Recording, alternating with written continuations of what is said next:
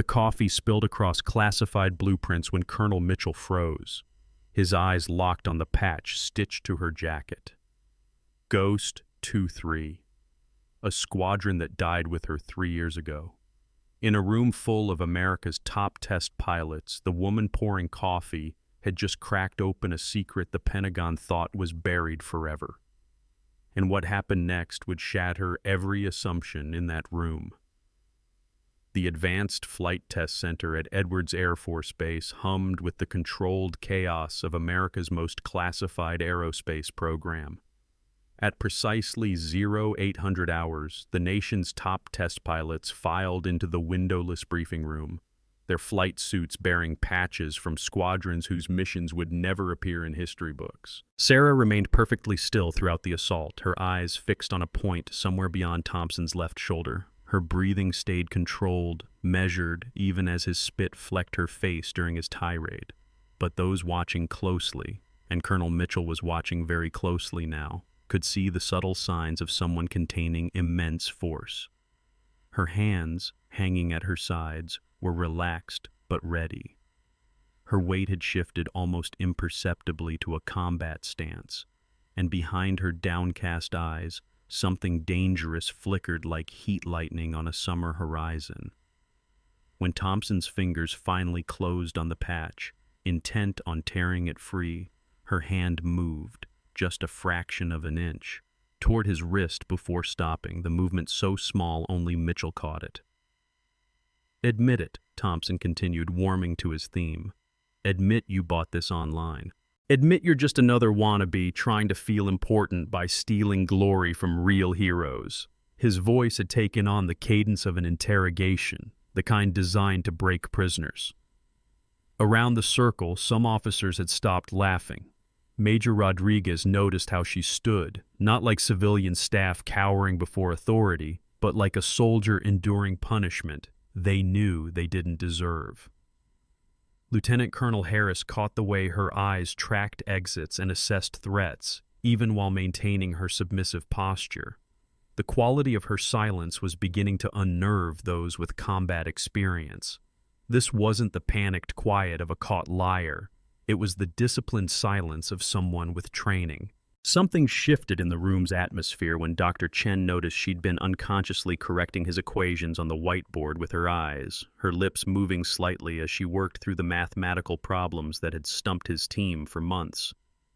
"Wait," he started to say, but Thompson's voice drowned him out. "Take it off. Now. You don't deserve to wear any squadron patch, even a fake one." His hands moved to physically strip the jacket from her shoulders, crossing a line that made even his supporters step back. That's when Colonel Mitchell finally stood, his chair scraping against concrete like fingernails on steel. The sound cut through Thompson's rage, freezing everyone in place. Mitchell's face had gone from pale to ashen, and when he spoke, his voice carried 30 years of command authority. "Have you ever seen someone stay silent when they could destroy their critics with a single word? Hit like if you know that feeling. Because what Colonel Mitchell was about to reveal would turn this humiliation into the most shocking moment in Edwards Air Force Base history. That patch isn't fake, and neither is she." Mitchell's words fell into the silence like bombs into still water, sending ripples of shock through every person present. Thompson's hand remained frozen on Sarah's jacket, his face cycling through confusion, disbelief, and the first stirrings of dread. "Step away from her, Captain. That's not a request." The colonel's voice had taken on the quality of barely controlled fury, the kind that preceded court-martials and ended careers. "Her name isn't Sarah from support services. It's Captain Sarah Morrison, call sign Ghost, and 3 years ago she died saving every soul in this room from a fate worse than war." The temperature in the briefing room seemed to drop 20 degrees as Mitchell's revelation hung in the air like ice crystals. Thompson released her jacket as if it had suddenly become radioactive, stumbling backward until he hit the conference table. "That's impossible," he stammered, his earlier bravado evaporating like morning mist. "Ghost 2-3 died in Nevada. The whole squadron knows." Mitchell cut him off with a gesture sharp enough to draw blood. The whole squadron knows what they were told to know, what they needed to believe to protect the most classified aerospace program in American history. He turned to address the room, his eyes holding the weight of secrets that had eaten at him for 3 years. Project Nightfall wasn't just about testing hypersonic aircraft. It was about leaping 20 years ahead of our enemies in quantum propulsion technology. And Captain Morrison wasn't just a test pilot. She was the only human being capable of flying aircraft that operated outside conventional physics. The general stood slowly, his face grave as cemetery stone. "Colonel Mitchell, you're treading on classification levels that..." But Mitchell had passed the point of no return.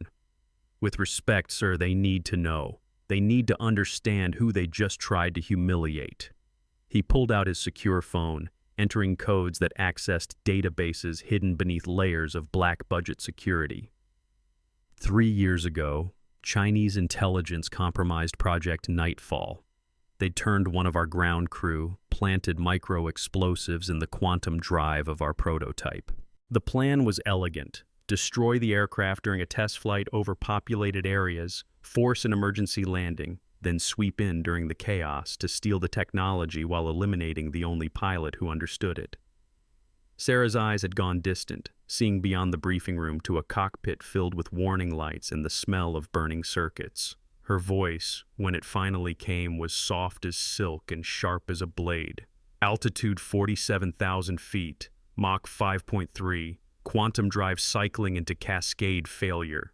The room turned to her as one, watching her relive the impossible. Ground control ordering immediate ejection, populated areas in every direction, 7 minutes to suburban Las Vegas. Her hands moved unconsciously, pantomiming controls that existed in only one aircraft. The technology couldn't fall into enemy hands. Marcus had died protecting it. I couldn't let his sacrifice mean nothing.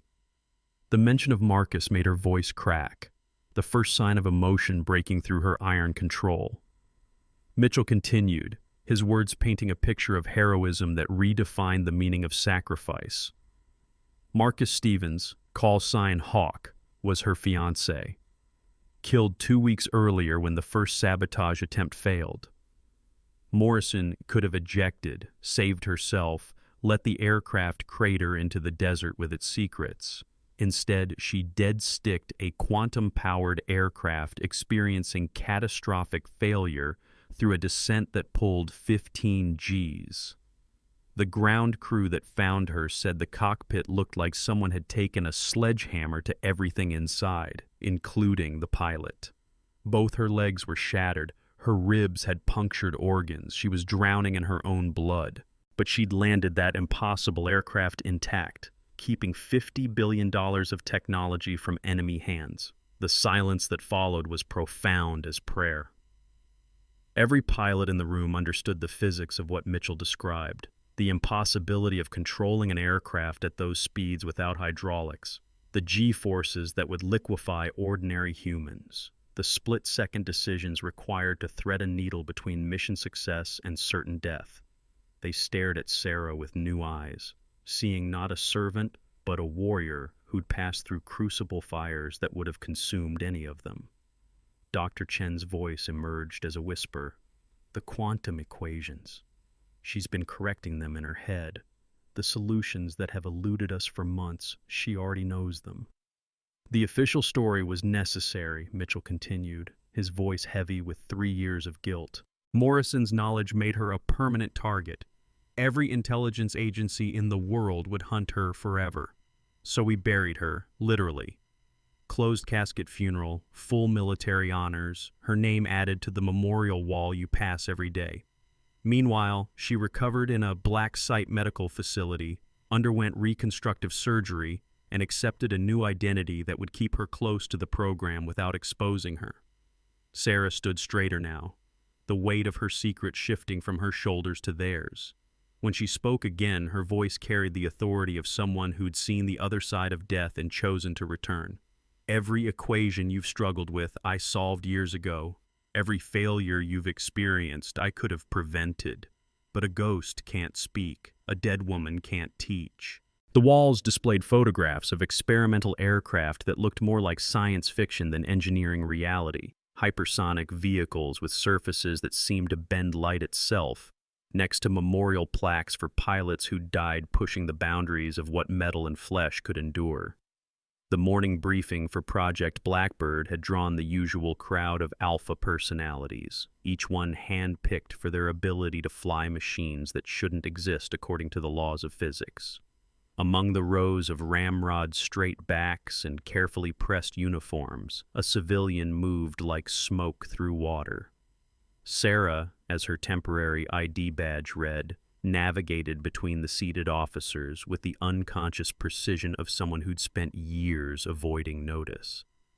Her simple blue jacket and practical khakis marked her as support staff, just another invisible cog in the vast military machine. I've watched you stumble toward solutions I could draw in my sleep, because my silence keeps American superiority intact. What would you sacrifice for your country if no one could ever know? Share your thoughts below. But the revelation of her identity was just the beginning, because what happened next would prove that some legends refuse to stay buried. The transformation in the room was seismic, like watching hardened concrete crack under impossible pressure. Thompson stood frozen against the table, his face cycling through colors that hadn't been named yet, while around him the finest pilots in America struggled to process that they'd just witnessed the systematic humiliation of a legend. The coffee stain on Thompson's flight suit had become a badge of shame, spreading like his dawning horror at what he'd done. Ma'am, Jesus Christ, I didn't... There's no way I could have... His words tumbled out like a crashed pilot trying to explain how he'd lost control, but Sarah had already turned away, moving to clean the broken ceramic with the same methodical precision she'd once used to land dying aircraft. Major Harrison from Intelligence stood abruptly, his trained paranoia overwhelming his shock. "This is a security breach of the highest order. She's been in classified briefings for months, had access to every document, every conversation." His hand moved instinctively toward his sidearm. "How do we verify this isn't an elaborate infiltration? The perfect cover. A dead hero returns. We welcome her with open arms. Meanwhile, she's transmitting everything to Beijing or Moscow." The accusation sparked immediate division in the room. Half the officers moved protectively toward Sarah, while others backed Harrison's suspicion. The tension ratcheted up like a turbine approaching critical speed, threatening to tear the room apart. Mitchell responded by accessing deeper classification levels on his secure terminal, pulling up medical records that made several people gasp. On screen appeared X-rays showing bones that had been shattered and rebuilt with classified titanium alloys, surgical scars that mapped a journey through hell, and biometric data that could only come from one source. Every scar matches. Voice print analysis confirms. Retinal patterns are identical despite the reconstruction surgery. He pulled up classified footage none of them had seen. Cockpit recordings from Ghost 23's final flight. The audio was horrific. Alarms screaming. Morrison's voice calm as a surgeon's despite G-forces that were liquefying her internally, calling out corrections to ground control even as her body broke. Sarah continued cleaning, but her hands had begun to tremble, not from fear, but from the weight of memories forcing their way to the surface.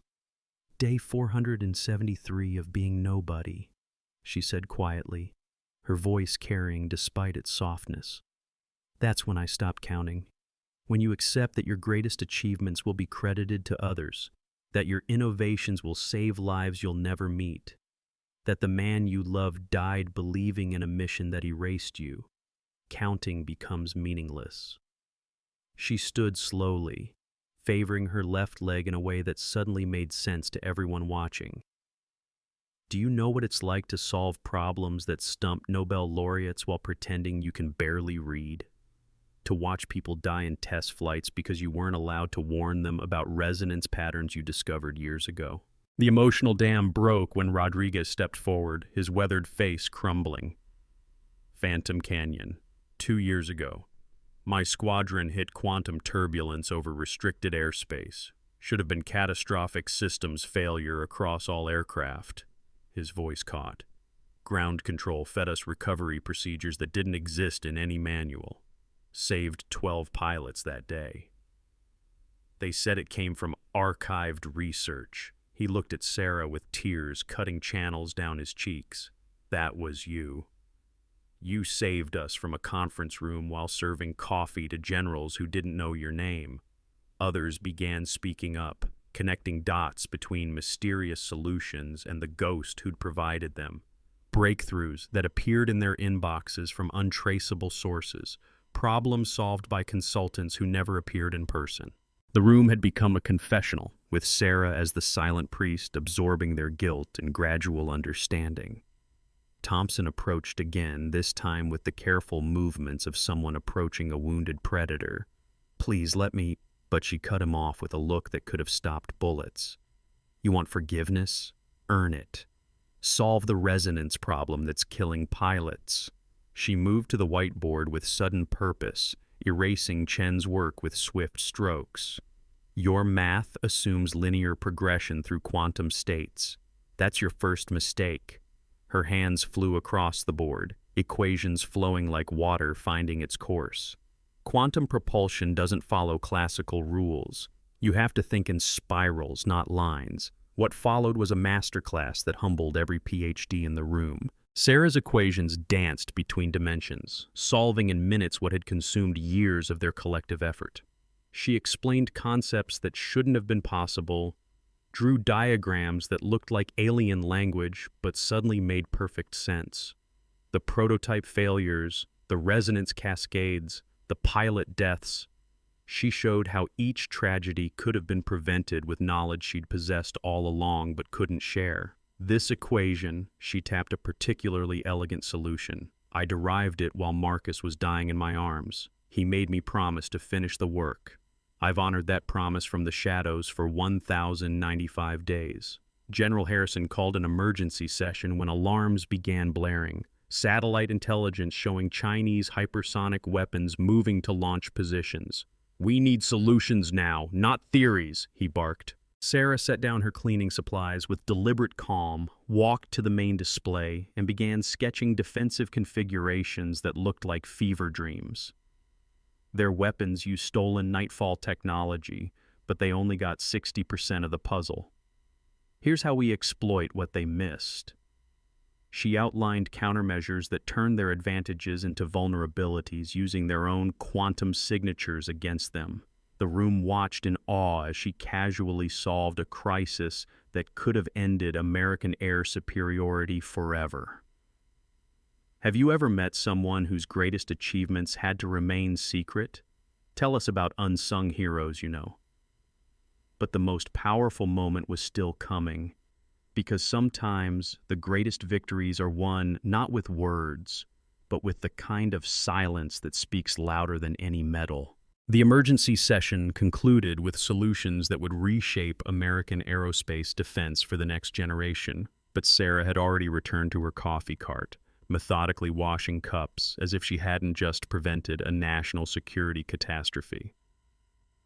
The officers filed out slowly, each pausing to offer respects they didn't know how to express, salutes that felt inadequate, handshakes she accepted without stopping her work, words of gratitude that fell like stones into the deep well of her silence.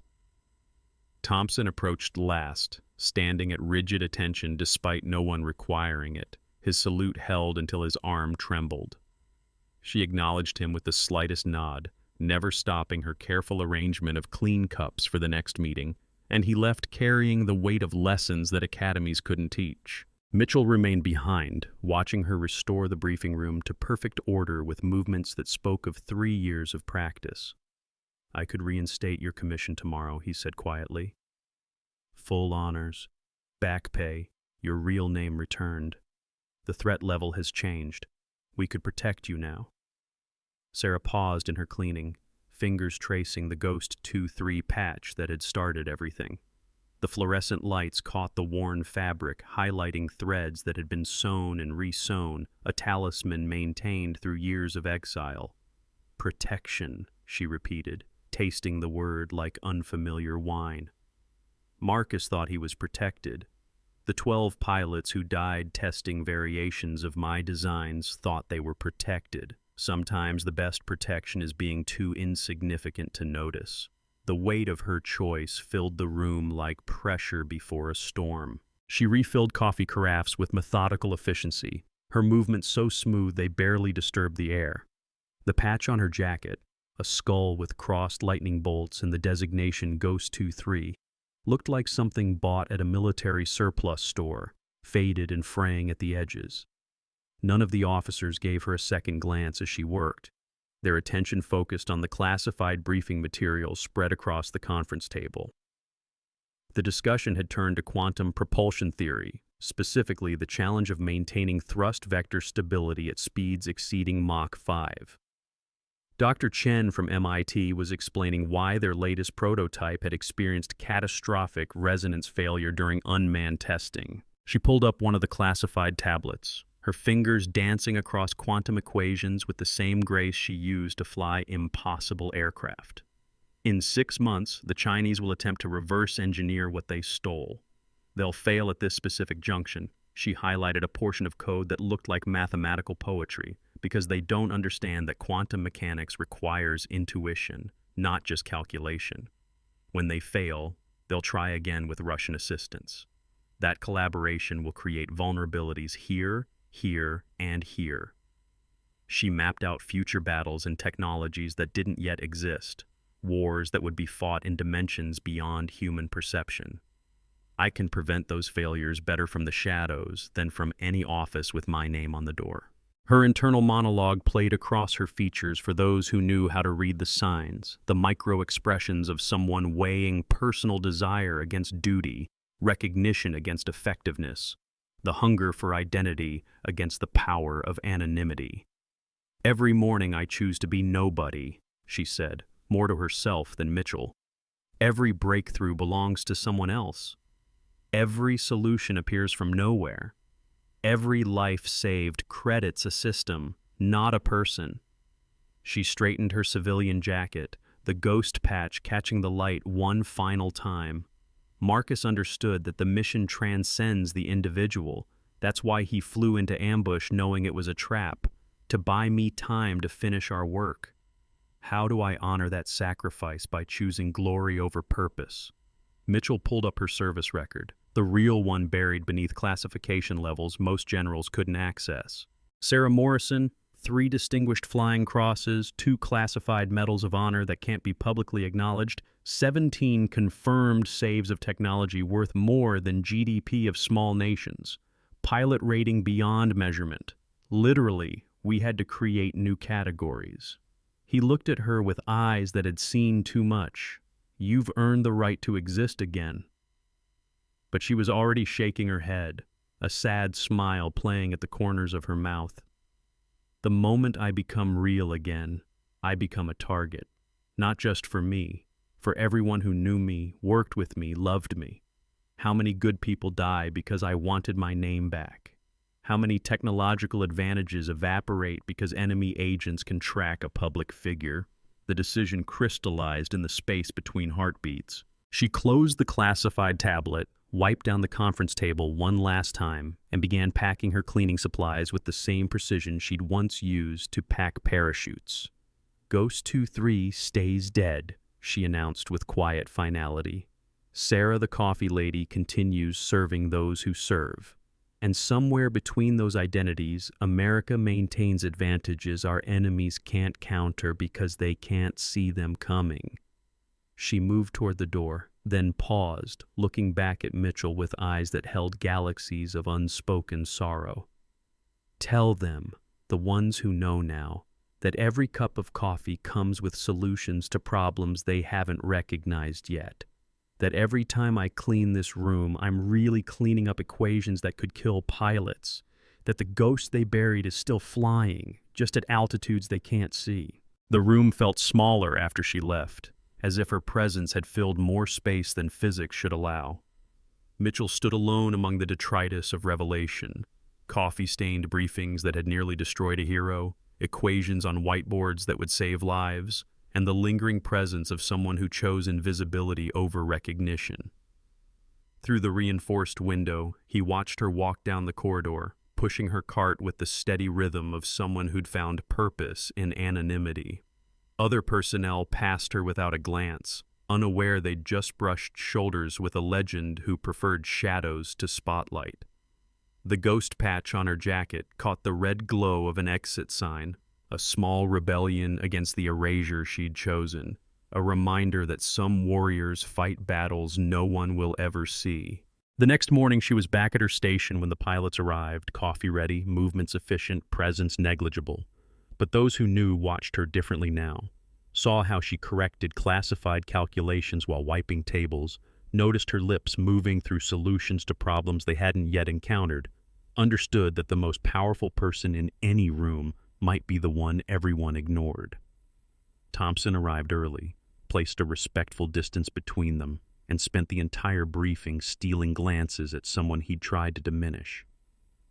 When she refilled his cup, he whispered, "Thank you for your service," so quietly only she could hear. Her response was a nod so slight it might have been imagination, but in that microscopic gesture lived the weight of choices that defined heroism in its purest form. The hypersonic arms race continued, America maintaining advantages that seemed to come from nowhere, solutions appearing in databases with no traceable source, pilots surviving scenarios that should have been coffins because someone who didn't exist had already mapped those dangers. In the Pentagon's deepest archives, a file marked Nightfall, Morrison S. gathered dust, its classification level ensuring it would remain unread for decades. But in a briefing room at Edwards Air Force Base, a woman who didn't exist served coffee to people who didn't see her, solving problems they didn't know they had, honoring a promise made to a dead man who'd loved the mission more than his life. And every dawn, when she pinned that faded ghost patch to her civilian jacket, she renewed a vow that traded everything for purpose, because the silence of the experienced is worth more than the boasting of those who've never fought. What's more powerful, being famous for your achievements or knowing you changed the world in silence? Drop your answer below and subscribe for more incredible untold stories. The mathematics on the whiteboard looked like hieroglyphics to anyone without multiple advanced degrees, but Sarah's eyes lingered on the equations for a fraction of a second longer than necessary as she collected empty cups. Her posture, if anyone had bothered to notice, carried the subtle markers of military training, weight balanced on the balls of her feet, shoulders squared even while bending, movements economical and purposeful. Captain Bradley Thompson, callsign Viper, lounged in his chair with the casual arrogance of someone who'd never met a challenge he couldn't muscle through. His chest displayed enough ribbons to stock a craft store, and his voice dominated the room whenever he spoke. "The problem with these eggheads," he announced to his neighboring pilots, "is they think you can solve everything with math. Sometimes you just need bigger balls and better instincts." The comment drew chuckles from several officers, though Dr. Chen's jaw tightened imperceptibly. Thompson hadn't noticed Sarah approaching with the coffee pot, her path bringing her directly behind his chair. The briefing commander, General Harrison, pulled up classified footage of their latest test failure.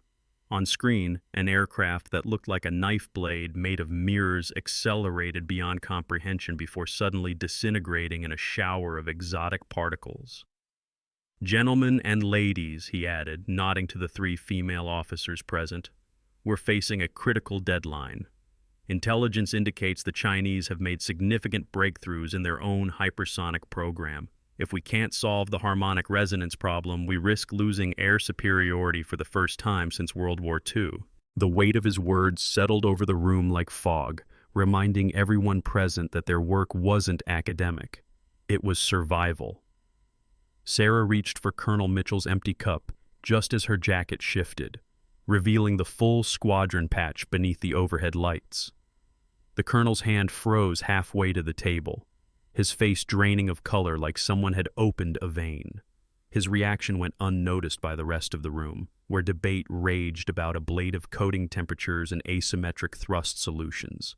But Mitchell's eyes remained locked on that patch, his mind racing through memories he'd been ordered to forget, connecting dots that led to a truth too classified for even this room full of cleared personnel.